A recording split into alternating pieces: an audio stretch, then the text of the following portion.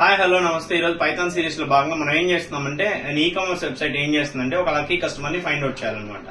ఆ కస్టమర్ కి full cash back ఇద్దామని వాళ్ళ ఇష్టం అనమాట. దీనికంతా మనం ఒక సిస్టమ్ ని డిఫైన్ చేసి ఒక కోడ్ రాయాలి. నార్మల్ గా దీంట్లో ఏమవుతుందంటే ఒక లక్కీ కస్టమర్ ని ఒక వెబ్సైట్ ఫైండ్ అవుట్ చేయాలంటే వాళ్ళు ఫస్ట్ కస్టమర్ నుంచి స్టార్ట్ చేసి for example 1, so second customer ని కూడా 1 తీసుకొని థర్డ్ కస్టమర్ ఏం చేస్తారంటే ఈ రెండింటి యొక్క సమ్ తీసుకుంటారు. నెక్స్ట్ అలా లాస్ట్ 2 కన్సిక్యూటివ్ సమ్ ని నెక్స్ట్ నెంబర్ గా ప్రింట్ చేస్తూ పోతారు. సో ఇలా మనం చేసేదాన్ని ఫిబ్నాకీ సిరీస్ అని ఆల్రెడీ డిస్కస్ చేశాము.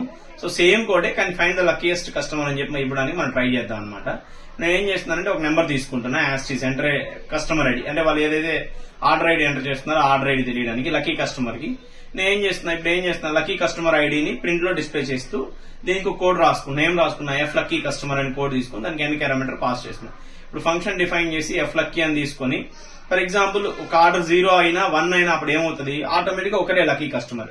సో రిటర్న్ ఎన్ అనమాట. అది 0 అయితే 0, 1 అయితే 1. ఎల్స్ ఇప్పుడు ఏం చేస్తున్నానంటే ఆ లక్కీ కస్టమర్ n-1 n-2 అనమాట. ఇలా ఏమవుతుంది అంటే ఆ నెంబర్ ఆల్మోస్ట్ 1 to 2 దాకా తీసుకొచ్చేదాకా రికర్సివ్ ఫంక్షన్ పోతూ ఆ నెంబర్స్ సమ్ చేస్తూ పోతుంది అనమాట. It is nothing but Fibonacci series అనమాట. నేను మీకు ఒకసారి కంపైల్ చేసి అవుట్పుట్ చూపిస్తాను. చూడండి 4 తీసుకున్నాం 3 వచ్చింది. ఫర్ ఎగ్జాంపుల్ ఆర్డర్ ఐడి 6 తీసుకున్నాం, లక్కీ కస్టమర్ ఐడి 8 అనమాట. సో ఇలా మనం చేస్తూ పోతే ఫర్ మోర్ వీడియోస్ ఫాలో అవ్వచ్చు. Thank you.